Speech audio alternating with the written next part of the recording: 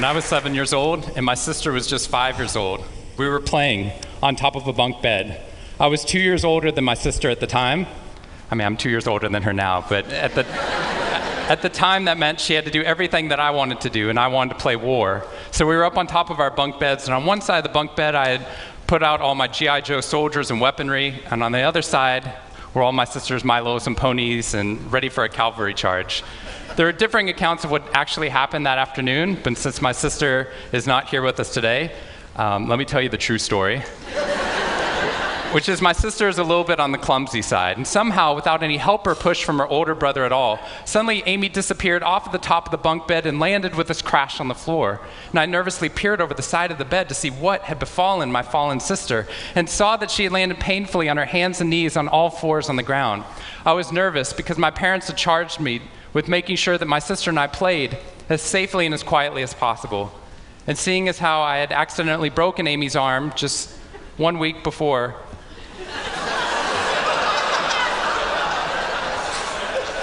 heroically pushing her out of the way of an oncoming imaginary sniper bullet, for which I have yet to be thanked. I was trying as hard as I could. She didn't even see it coming. I was trying as hard as I could to be on my best behavior, and I saw on my sister's face this wail of pain and suffering and surprise, threatening to erupt from her mouth and threatening to wake my parents from the long winter's nap for which they had settled. So I did the only thing my little frantic 7-year-old brain could think to do to avert this tragedy. If you have children, you've seen this hundreds of times before. I said, Amy, wait, don't cry, don't cry. Did you see how you landed? No human lands on all fours like that. Amy, I think this means you're a unicorn. Now that was cheating, because there's nothing in the world my sister would want more than not to be Amy the hurt 5-year-old little sister, but Amy the special unicorn. Of course, this was an option that was open to her brain at no point in the past, and you could see on my poor, manipulated sister's face conflict, as her little brain attempted to devote resources to feeling the pain and suffering surprise she just experienced, or contemplating her newfound identity as a unicorn. And the latter won out. Instead of crying, instead of ceasing our play, instead of waking my parents with all the negative consequences that would have ensued for me, instead, a smile spread across her face, and she scrambled right back up onto the bunk bed with all the grace of a baby unicorn. With one broken leg. What we stumbled across at this tender age of just 5 and 7, we had no idea at the time, was something that was going to be at the vanguard of a scientific revolution occurring 2 decades later in the way that we look at the human brain. What we had stumbled across is something called positive psychology, which is the reason that I'm here today and the reason that I wake up every morning. When I first started talking about this research outside of academia, out with companies and schools, the very first thing they said to never do is to start your talk with a graph. The very first thing I wanted to do is start my talk with a graph. This graph looks boring, but this graph is the reason that I get excited and wake up every morning. And this graph doesn't even mean anything. It's fake data. What we found is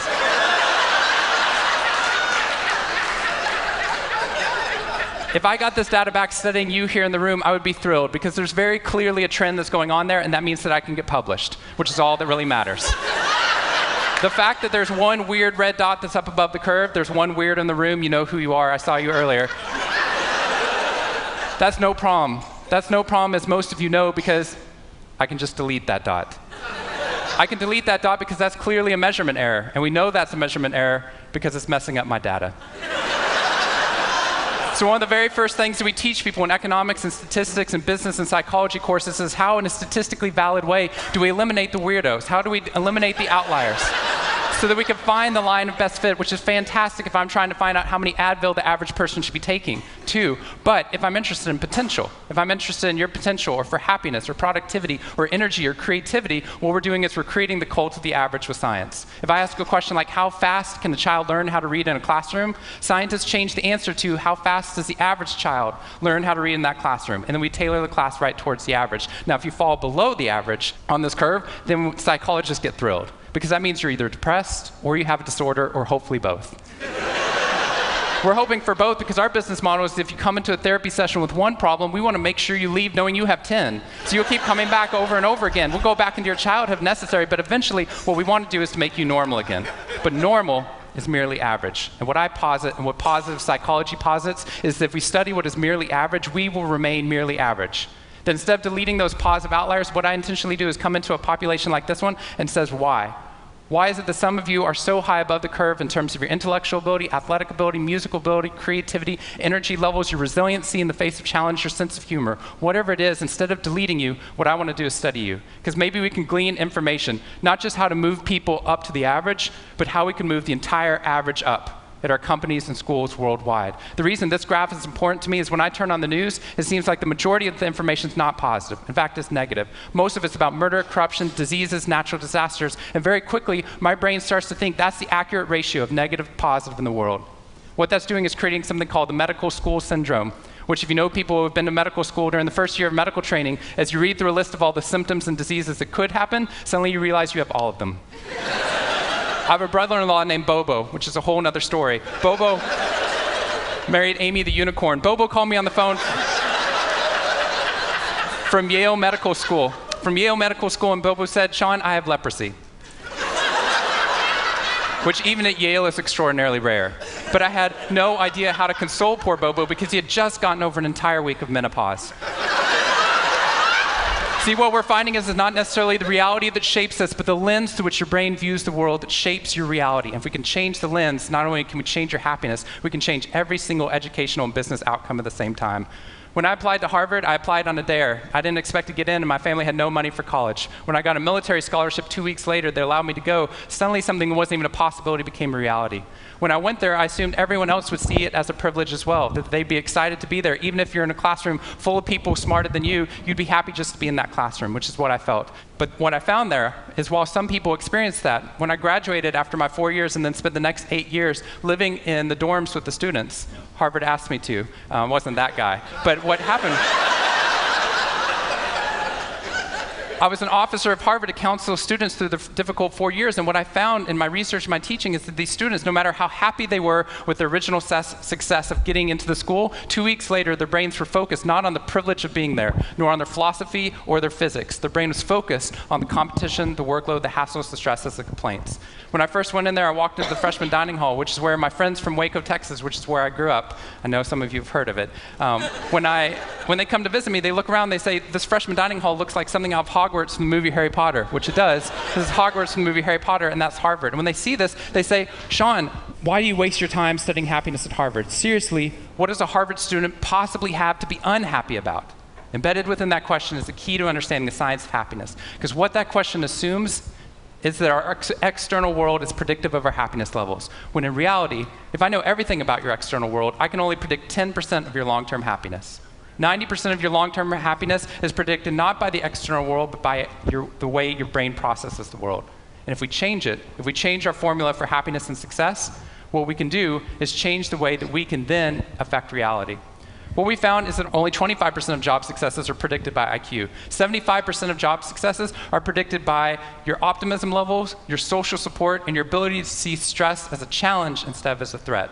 I talked to a boarding school up in New England, probably the most prestigious boarding school, and they said, "We already know that." So every year, instead of just teaching our students, we also have a wellness week, and we're so excited. Monday night, we have the world's leading expert coming in to speak about adolescent depression. Tuesday night is school violence and bullying.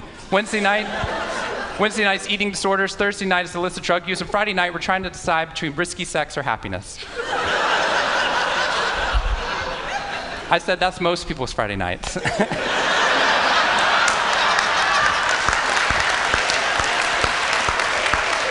Which I'm glad you liked, but they did not like that at all. Silence on the phone. And into the silence, I said, "I'd be happy to speak at your school, but just so you know, that's not a wellness week, that's a sickness week." What you've done is you've outlined all the negative things that can happen, but not talked about the positive. The absence of disease is not health. Here's how we get to health. We need to reverse the formula for happiness and success. In the past 3 years, I've traveled to 45 different countries, working with schools and companies in the midst of an economic downturn. And what I found is that most companies and schools follow a formula for success, which is this: if I work harder, I'll be more successful. And if I'm more successful, then I'll be happier. That undergirds most of our parenting styles, our managing styles, the way that we motivate our behavior. And the problem is, it's scientifically broken and backwards for 2 reasons. First, every time your brain has a success, you just change the goalpost of what success looked like. You got good grades, now you have to get better grades. You got into a good school, now you have to get a better school. You got a good job, now you have to get a better job. You hit your sales target, we're going to change your sales target. And if happiness is on the opposite side of success, your brain never gets there. What we've done is we've pushed happiness over the cognitive horizon as a society. And that's because we think we have to be successful, then we'll be happier. But the real problem is our brains work in the opposite order. If you can raise somebody's level of positivity in the present, then their brain experiences what we now call a happiness advantage, which is your brain at positive performs significantly better than it does at negative, neutral, or stressed. Your intelligence rises, your creativity rises, your energy levels rise. In fact, what we found is that every single business outcome improves. Your brain at positive is 31% more productive than your brain at negative, neutral, or stressed. You're 37% better at sales. Doctors are 19% faster, more accurate at coming up with the correct diagnosis when positive instead of negative, neutral, or stressed, which means we can reverse the formula. If we can find a way of becoming positive in the present, then our brains work even more successfully as we're able to work harder, faster, and more intelligently. What we need to be able to do is to reverse this formula so we can start to see what our brains are actually capable of. Because dopamine, which floods into your system when you're positive, has two functions. Not only does it make you happier, it turns on all the learning centers in your brain, allowing you to adapt to the world in a different way. We found that there are ways that you can train your brain to be able to become more positive. In just a 2-minute span of time, done for 21 days in a row, we can actually rewire your brain, allowing your brain to actually work more optimistically and more successfully.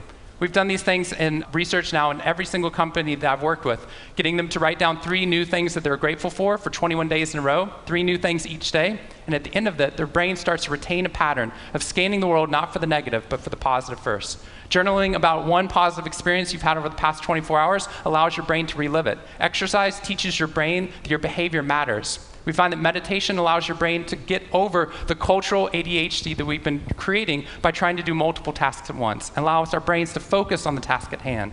And finally, random acts of kindness or conscious acts of kindness. We get people, when they open up their inbox, to write one positive email praising or thanking somebody in their social support network. And by doing these activities, and by training your brain, just like we train our bodies, what we found is we can reverse the formula for happiness and success, and in doing so, not only create ripples of positivity, but create a real revolution. Thank you very much.